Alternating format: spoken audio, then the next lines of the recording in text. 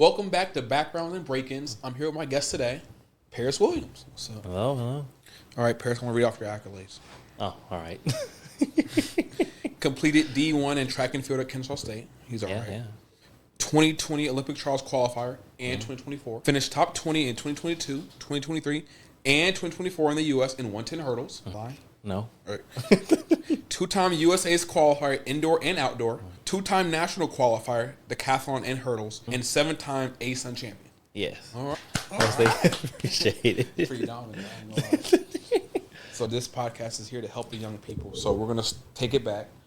We'll take it back. So how did you get into track and field? Well, I'd say I went like from football from elementary school to ninth grade, I think. And then I was playing basketball. I decided I wanted to quit football randomly. I just didn't love it. And then I never touched a basketball in my life. Decided I wanted to play basketball. Was horrible at basketball.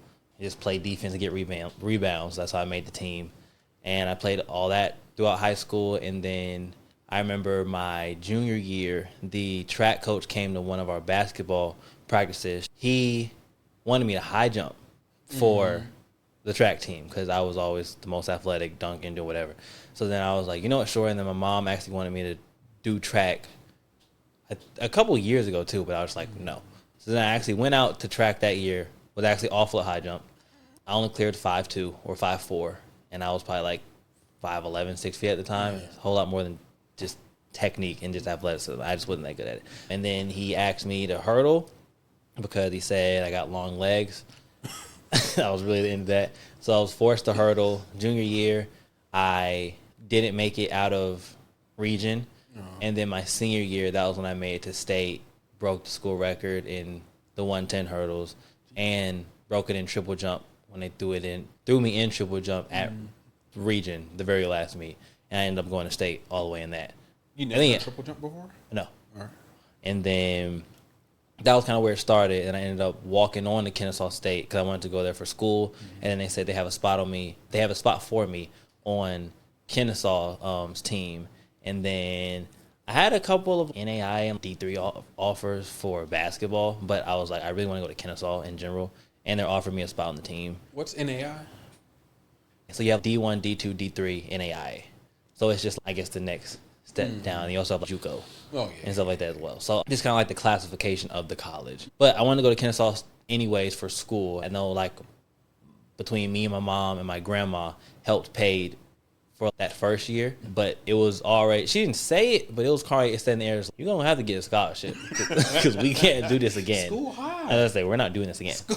So it's okay. School high. So yeah, that was like, as well as like internally, we just wanting to be better and everything like that. That was like another motivation to me because I was like, well, if I don't get a scholarship or do better, advocate for myself as far as getting my grades better and doing good on the track, like I might not be able to be on the team next year because I can't pay for it. So how many athletes do you usually have on each of the teams? So moving forward, basically next year, moving on, it's 45 men, 45 women for us, for Kennesaw. So it's just 90. 90. Before... Flat. Yeah, we're coming from having 65 women, and we were at around like 55 men, so we're around like 115. Counting the seniors who are graduating, altogether around like 20, 25 people have to leave the team, whether either getting cut or graduating. How does the process go with somebody getting cut? Glad to have you. You're gone? Well, I guess I can speak for Kennesaw. Get arrested. Oh, that's bad. You can kick off the team, or if you're smoking, you fail a drug test. If you're a plague to the team. Yeah. What are you doing? You can get kicked off with that. But I would say with the new roster limits and things like, so we might go to Tennessee and they say the limit is 3 people in the 100 for men, 3 people in the 100. So you only have 3 spots per school. I feel like cuts that are happening with a lot of schools is, okay, well, if you're on the bottom half of a certain event group, it's more so not even you suck, but it's like you're not the best. It's like you'll probably have a better college career going somewhere else where you're higher on the depth chart. Here, you're not going to get enough opportunities because we have people who are better than you. Just it is what it is. You want to be a D1 athlete. It's part of it. Okay, so go back and tell people about the 110 hurdles. Like, what do you think about it? What do you love about it? A common thing is like being scared. Bro, these hurdles are high. Obviously, yeah. So do this? in high school, we go over 39 inches, so 3 feet 3 inches, and then in college and professionally, it goes up to 42. When you're first starting, it's like a scare factor, just because you're like I'm supposed to run full speed and jump over this thing, and people don't want to fall. And yeah, I would say people don't want to fall. Thankfully, my first time falling ever, like hitting the ground, was last year in practice. I've hit hurdles and stumbled, but I've never fell. They're heavier than they look too. Yeah. They look. If you were like seeing it on television, you can mow them down. No. Don't touch it.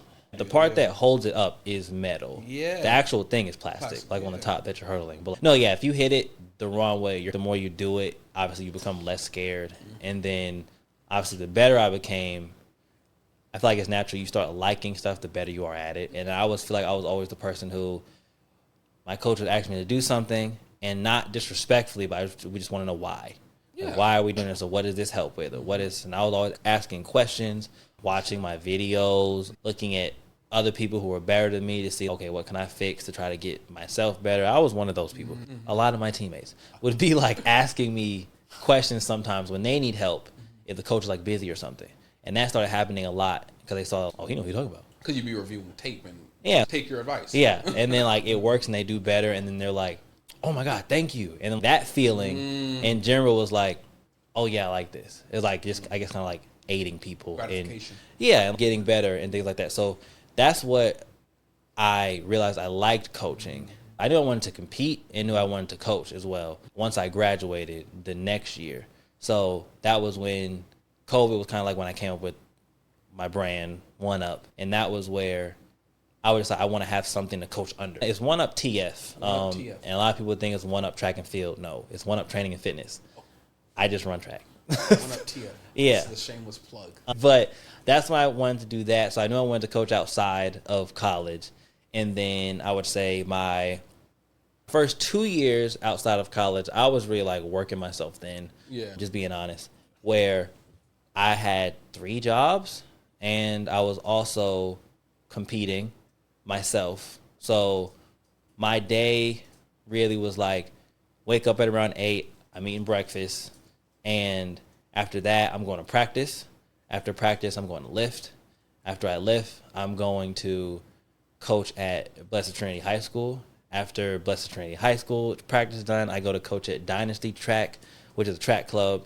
And then on the weekends when they didn't have practice, I would be working at FedEx Friday, Saturday, Sunday. And I was doing that all day. So like my week every day was practice, lift, coach, go home. So like I'd be waking up at 8, getting back home at 8:30, like every single day. Then my 3rd year outside of college, I went back to Kennesaw and I was a volunteer coach. I was helping the hurdle coach at the time. I'm just kind of like her assistant, helping her with certain practices and traveling with the team and doing stuff like that, but I'm not getting paid. Like an intern. Yeah, basically. But I'm not getting paid. But when I had to volunteer for that, I couldn't coach at the high school or the track club because like conflict of interest. So then I was only just a volunteer coach and doing FedEx on the weekend. And honestly, like I say all the time, at this point, like I was seeing growth in my brand, which was really good, but it wasn't enough to where I'm like, okay, this can be like my job. Yeah. So like I would get clients and I would sell clothes and things like that, but it wasn't enough to say, okay, I can make a living off of this. Even though it was growing and I would have decent money at times, and then sometimes when it's like a down season, I have nothing. What's your target audience for the well, I've trained from 6 years old to 25. So I mean, at this time I was like 22. I've had baseball, softball, soccer, football, track. As far as like people I've trained, the 2 most common ones though is track and football. Trained a lot of football players, trained a lot of track people, and I'd probably say next to like soccer, just because they want to work on their like foot speed and things like that. Form. Yeah, but it's got to a point, at least for me, where I'm just like, do I keep, like, part of me, and I had this question before I posted on social media before, but like because it's something I was legit thinking as far as like, when do you know when something is destined for you and to keep it's like you got to keep grinding, got to keep trying to get there. Or like when I guess that sign of it's not working out, and it's like a sign to say do something else. I get what you're saying. Am I willing into existence? That's what I'm saying. So I feel like I was going through that. I feel like my second and third year, because I'm like, okay, I love doing this, but I was like, is this something that like, I just got to keep grinding and it's just like eventually we'll see something? Or is this a sign that like you got to move on to something else? It's tougher when you like something. Or yeah, that's what I'm saying. Because I realized really quickly that I don't like doing stuff I'm not interested in. Yeah. So like I work at FedEx and I start out like, oh, this is smooth. And then 2 weeks in, I'm like, I hate this. Yeah. Because I just wasn't interested. If you're not interested in something, it can get like mundane or I don't have a passion for this. Why am I here? That's what I'm and saying. Then if you're around other people that I don't know if they really love the job, but they've convinced themselves they love the job and they're going to die in the chair. I would say I think it's mostly like the money. Yeah, and the benefits maybe? Yeah. Yeah. And I think I also just I've never been one of those people where like I'm money driven. Oh. So it was more so I'd rather do something I'm interested in. Yeah. And just be cool with that and maybe try to like stretch that out as much as I can but because I'm interested in it rather than just do something like, oh, like I don't want to like work to live. But I'm not mad at it because I know that if I didn't do all of that, I don't think I would be like a coach right now. No, these things all have meaning. Yeah, like good and bad. I would say, I don't think I'd be a coach right now. So I looked at it, especially when I felt I was going through that moment of, should I keep doing it? I would tell myself like, okay, well, this is something like I'm interested in. So I definitely think I should keep doing it, but just think of it as I'm just planting seeds. And like eventually something will come out of it because like I could tell as well that I feel like it was what I'm supposed to be doing, or at least a part of me, what I'm supposed to be doing, because like anytime I was coaching somebody, it was always like, man, I never had this kind of help. You helped me so much. I improved this much. But it was always like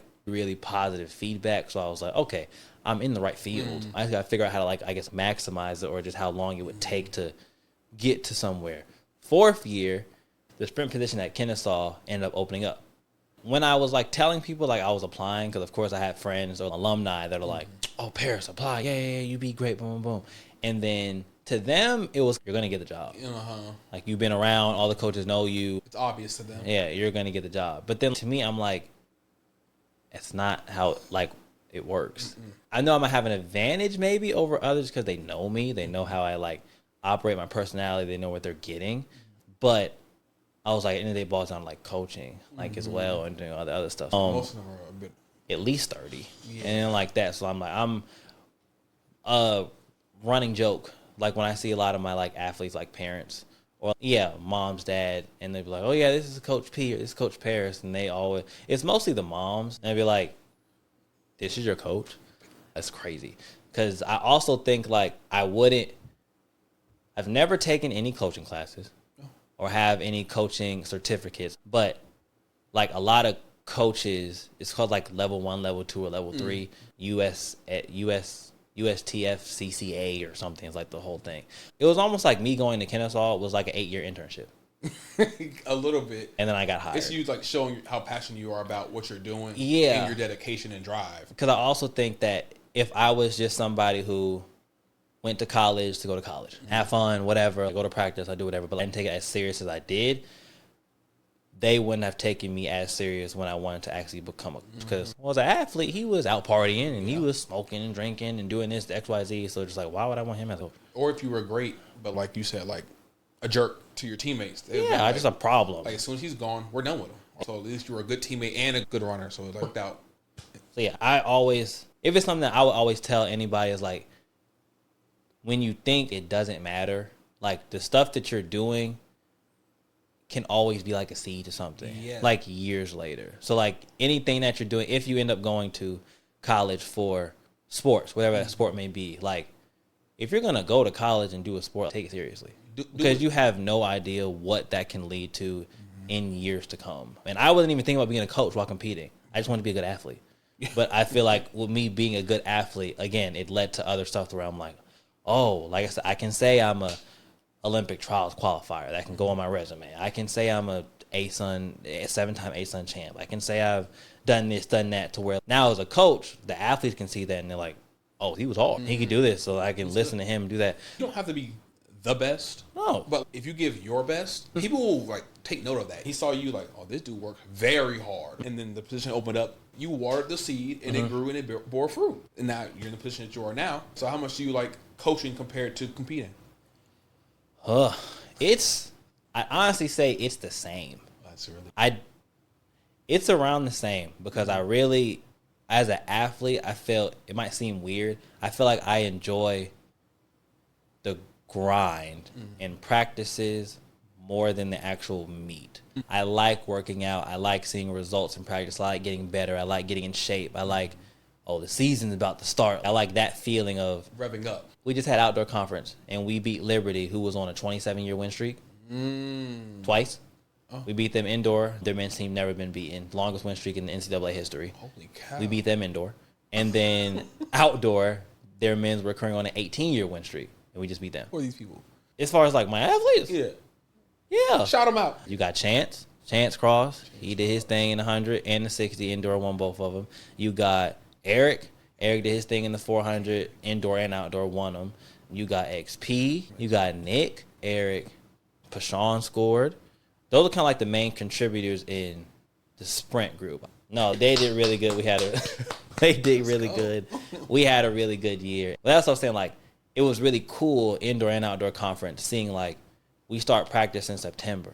It starts out waking up and they got 7 a.m. practice, and we're doing all those type of practices in the fall. And then you got times where like you start the year and everybody's excited. Everybody's like, traction here. And I said it probably lasts for like 2-ish months. Then you go through a period of, okay, you just get used to the routine to where you're not as going like, I'm going 110% every practice because you're just used to getting up, going to practice, doing whatever. Then it gets around conference and you lock back in because it's like exciting. So I feel like it was just cool remembering like the September workouts and then when you get to January, like when it was cold and we didn't want to practice and all those workouts, and then going to conference and like seeing everybody like perform really well when it's time and peak at the right time and doing that stuff was like really cool. And I would say like as far as coaching and competing, it's probably like hand in hand. Yeah, I thought about this like just now on the fly.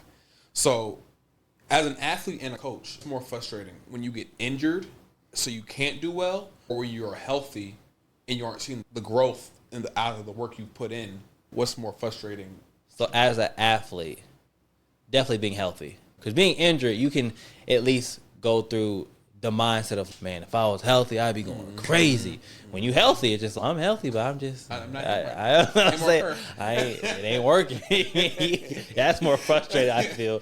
Say, you healthy, like, I feel good, I just ain't do it. Can't get it right. I definitely feel like that's more frustrating than being hurt. People can have like self-doubt though. Like, if they say can. A serious injury or a lingering, so hamstring injuries in any sport are like, you can't really get rid of them too soon. You have to, the best way to get rid of a hamstring injury is to do nothing to the hamstring. Yeah. That kind of link. What you probably already know, but like, I've been injured a lot. Yeah. Besides, I'll say I've been the healthiest outside of college.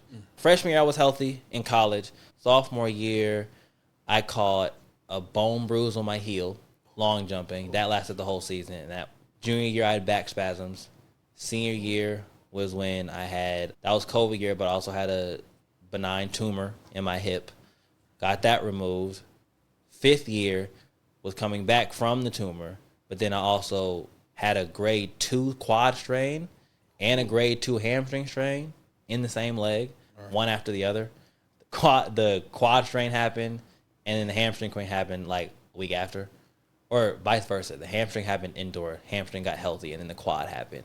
And then since college, I've been pretty healthy though. You think it's because like you're trying so hard to improve? Or more so like you've learned a better regimen or maybe what you're eating? Yeah. I feel like just getting older, you just have more respect to treat your body better as far as what you eat. As far as just recovery, especially when you're talking about like sports, when like you go to practice and making sure that you get good sleep, making sure that you are getting enough fluids, making sure that you're going in the training room and stretching or using recovery boots or icing or getting massages, whatever the case may be. Like, you just take more care of your body. You take more care of your body before it needs to be taken care of. Yeah. And a lot of times people only start taking care of their body when they're hurt. Yeah. And once I know I'm in pain now, yeah, I'll try to do right now. Instead of just natural like upkeep, especially when you start, again, no offense to anybody, but when you start competing at a really high level, you're putting a lot more stress on your body. For me, I've never been a huge fan of ice baths. They're cold. They're cold.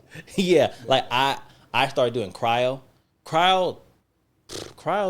You go in this chamber type thing, and I think it's like it's like an enclosed place, and they shoot like dry ice, like mist around you. It gets to like -120 or something, but like it's only for 3 minutes. This bath is like 10 to 15. Yeah.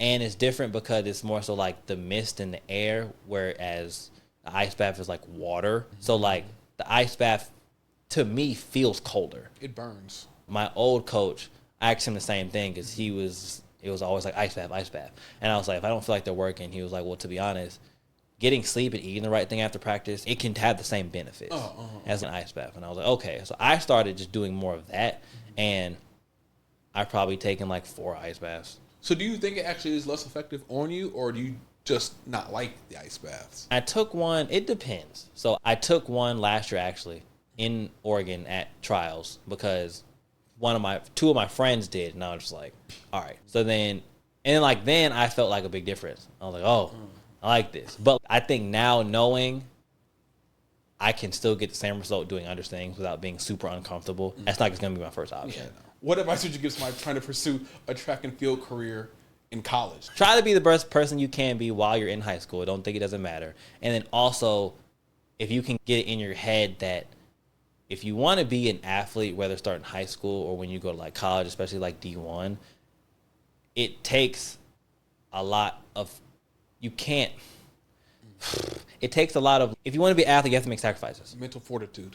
Yeah, you have to make sacrifice towards some stuff. You can't, I'm not going to say, because obviously, just being honest, like I've went to parties as an athlete in college. I've done fun things and stuff like that. But not too fun. No, like I wasn't never stupid. If we have a hard workout, I'm not constantly up until 3 a.m. Yeah. If we have a meet or a conference week, I don't really drink anyways, and I don't smoke at all anyway. So that as well. But if you want to be the best person you can be, why would you do certain things that don't align with that? Yeah. So eliminate your distractions and anything that can hinder your growth. So it's okay. You could do really well, but you probably could have done better. Yeah. If you did other stuff. So it's just I would say like just trying to realize that there are some sacrifices that you would have to be make if you want to be really good. Yeah. If you just want to do it, go to college, pay for college. That's perfectly fine too. Not everybody's dream is to become a professional athlete. They might just do it because you might want to become a doctor, but you're like, I can run real fast, and this can pay for my college. Or to some do people that. are just really good at it, so they'll do it. They got a scholarship for it, and take it wherever. Bro, that's perfectly fine. But it's just, especially on the coaching side now, it's frustrating hearing athletes say they have all these goals. Or I want to do this. I want to be national champion. I want to become pro. I want to blah blah blah blah. And then you see, bro, you drink all the time. Like they're you smoke all the time. Yeah. You're partying every day. Off the track habits you're and up. stuff. Yeah. No, you don't. No, you don't. The best thing you could give like athletes is the truth. And I feel like I definitely do, especially being a prior athlete and still like I went to school. I know the parties you're all talking about. you can't play games. Like I know it's homecoming weekend. Yeah. I'm not finna be I'm finna be late to practice. I forgot. No, you were drinking. Yeah. Homecoming was yesterday. I'm not stupid. Oh, why are you late? Yeah, I'm saying it'd be like little stuff like that, but I feel like it's good as well because I feel like they show a little more respect to me in that aspect to where, like I said, I'm just super honest with saying that where you can ask me anything, I'll tell them anything because I'm like I experienced it. You know what it's like, right? But back to I guess like the advice when something again on the coaching side when you're emailing coaches. Oh my God. Please look at the standards of the team. If they don't have scholarship standards, take 10 minutes out of your day to look at everybody on the team and what they're running at what your event is. So you can at least have some leeway where it's, okay, well, you have 3 athletes, saying random numbers, you have 3 athletes who run 11-1, 11-2, and 11-0. If you run 11-9, why do you think a coach would want you? Why do you think you'd be on the team? But if you run 11.0, 11.1, you're running. If you're running what around the athletes are running, or even better, then it makes sense to where like you probably might get a response. Because a lot of the coaches either don't respond because they get so many emails a day, and some of the things that the athletes are emailing are just, like I said, outlandish. Yes. Yeah. If like I said, as a sprint coach, if the bottom person in my group runs 10.5, you say you run 11.2. All right. Respectfully, why are you emailing me? Go to another school. And then a lot of the stuff be like, oh yeah, I feel like I'd be a great fit in Kennesaw. Why? Why? I feel like a great fit to your team. Again, How? Respect to y'all, but like, you didn't do any information. Like, you didn't look up anything. You're just talking. If you feel like you're actually a good fit because like your times match up or something like that, email more than once. Don't spam though. So I'd probably say maybe like once a week. Don't take a flyer if your times don't match.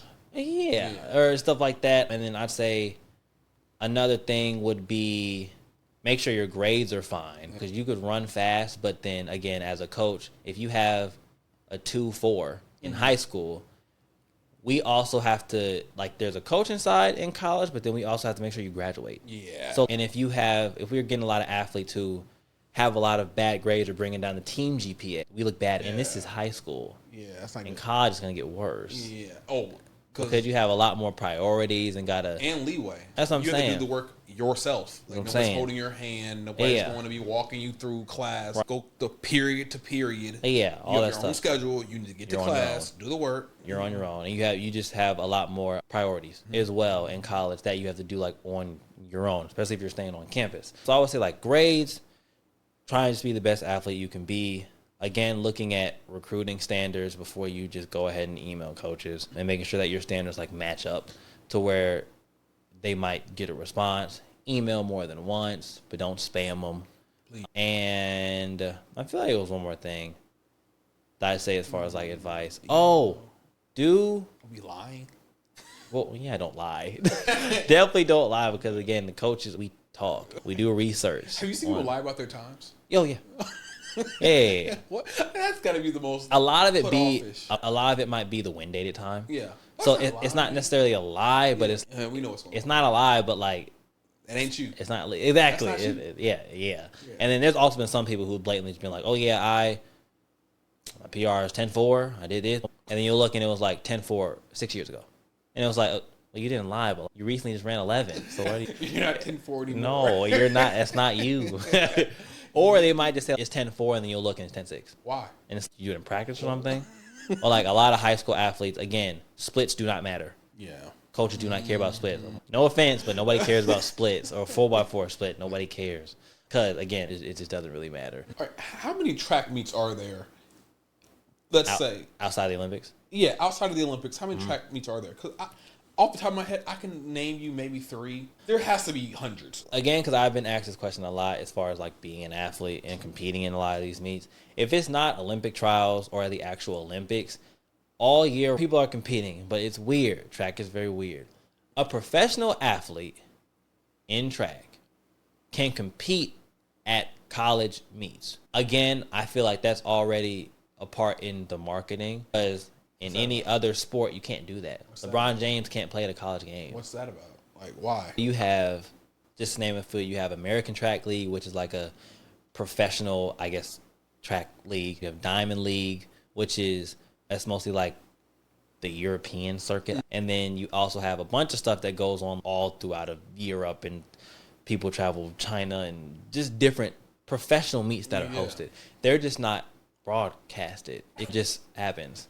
And if you're in track, like, you know about it. But if you're the average viewer, which is where the money's coming from, or the viewership or the marketing, they do a terrible job with it. And I feel like track would get more marketed, especially in this day and age, especially like a lot of the younger generation as well, to be interested in it. And again, just get more viewership if we were to not act so like offensive about bougie, the craft. Bougie or offensive when certain things are like presented to us. Because like you'll have, if some people recognize or know, like they had Speed, a streamer, And he was talking about how he could beat Noah Lyles in a race or something. But speed, his his reach is like huge. Massive. Because like streamers nowadays, where it'd be like to kids or just in general, social media and marketing and things like that, to where, speed is bigger than a professional track athlete. Oh, yeah, for sure. So, and Noah, who is a professional track athlete, actually raced him. Got so many views. Noah won, of course. But just things like that. And I feel like sometimes track athletes look at that as, I'm not finna do this. Like, you disrespecting me or doing it. But, like, at the end of the day, I feel like it's just more marketing to the sport. Again, to try to show people, because they obviously don't know. When you're talking about speed, it's track. We also have to be inviting of everything. Oh, yeah. That comes with it. When you're watching a basketball game or a football, I was use those two, they're really big. A basketball game or a football game, people have their favorites, people have their non-favorites. If someone plays bad, they'll tell them I'm play saying, bad. that's just sports. But like in track, I feel like a lot of times when you have somebody who is those same conversations, oh, I want Noah to win, I want so-and-so to win. It's more offensive as, well, don't say that. Like, why don't you want so-and-so to win? They work hard and do this. Or, like, that said person might feel offended. It's protected of the work they put in. Yeah, and that's not how sports work. Or if people have a bad season, it's going to get talked about. Oh, yeah. It's going to get talked about. People might clown you. People might say you're washed. People might. But it's, like, normal in sports. But, again, people, I feel like, take it a lot more personally because that's not what's been happening. So they don't know how to, like, take it. Constructive criticism. It doesn't have to all be just, it's negative. They don't like me. It could be like, I know I need to be better, and I can be better. So, and I almost think just like fans are crazy. Oh, yeah. So, yeah. If you have. They don't know. Fans don't know the work behind the scenes. No. They just know who they like, who they don't like, and what product they see out when the final result. So, I feel like a lot of track analysts or like fans and stuff that talk about track in the same aspect as a fan would for basketball. For basketball, it seemed more as like normal. But then for track, it seemed more as like disrespect. And I feel like, again, that's something within the track community. I feel like if we want to be a bigger sport, we have to like treat it like one as well. Like that's what's going to come with it. That's what's going to come with it. What was that show called? Sports Science? Oh, that's a great show. And I used to love that jump. Well, they had Ray Lewis on, and they have, he busted his door open with the same force as a battering ram. Or like shark. Yeah, or it'd be like that. So like where people, it relates something to people that they can find interesting. They like, oh, this is a crazy feat. Whether you do that with like high jump, where people are high, like the high jump world record is 8 feet. Record stood for a while, hasn't it? Yeah, it hasn't been broken. That was like in the 80s, wasn't it? Yeah, it's been a while. If you can have different stuff like sports science, like that, except like on track athletes, like maybe with a thrower or something, you're like, he's putting X amount of force in this. Or you can maybe do a comparison in sports where you have football, which is seen when they do the combine and they have the bench press. Derrick Henry, bench press 225, or this lineman bench press 225 28 times. He's the strongest person ever. And then you could have a shot putter and a thrower, and he probably would do the exact same thing. But then it's I guess just trying to show ways to appeal to the average viewer to where they can find it interesting. Because obviously with what's happening now, people don't find it interesting. They find the Olympics interesting. Oh, they love the Olympics. And they find 2 events. Yeah. The Olympic, the 100, probably just because it's quick, short, and that's usually labeled as the fastest man alive when they run the 100. The 4x1, again, because it's quick, short, and that's just that's the really fast relay. A lot of people, unless you're like a distance runner or something, don't find the 5K or 10K is interesting, or even the field events, even though the field events are ridiculous. The shot put last year was insane. It was. If you're crazy. I was saying, like, when you pay attention to certain, once you actually watch a track meet, especially like an elite level track meet, and you just look around at all the events, crazy stuff is going on. When you talk about shot put, like, stuff can get like real hype, like real live. These are the craziest, like, most well put together athletes on the planet. Like, you're talking about shot put. If you're talking about high jump, when you're seeing people actually do, you're like, that's ridiculous. When you're talking about long jump, you're seeing people jump 29 feet. Well, that's the world record, but 27, 28, where it looks ridiculous. You're seeing people triple jump, and they're hopping on one leg, like 20 feet at a time. Yeah. It's like, what in the world? You see the sprinters, how fast they run. Like, track is a very interesting sport when you just look at it, but the marketing's so bad, it doesn't seem like it. It's a few things in track that I feel like could help the viewership get better, and I feel like throughout the years, I don't know. Slightly getting better. Slightly. I feel like just because social media is a thing now. I like need it more of a thing. on cable television. Yeah. I feel like it's tough to actually make it bigger, but it's just a very slow process. So it really is what it is. All right. Tell me about your favorite snack, Twizzlers. These was the snack whenever like I'm stressed. Twizzlers? I heard jokes saying Twizzlers should have been a toy. Or stuff like that. But Tastes bad or? Yeah, I don't know what they're talking about. Just being disrespectful. But no, Twizzlers, it don't matter the kind. You can have the normal ones. You got the pull aparts because it's not super sugary. You ain't gonna be bouncing off the walls. It's not gonna melt on you like chocolate. So Twizzlers get you through it for real, bro. He's pretty good. Yeah, right. bro. And we're done.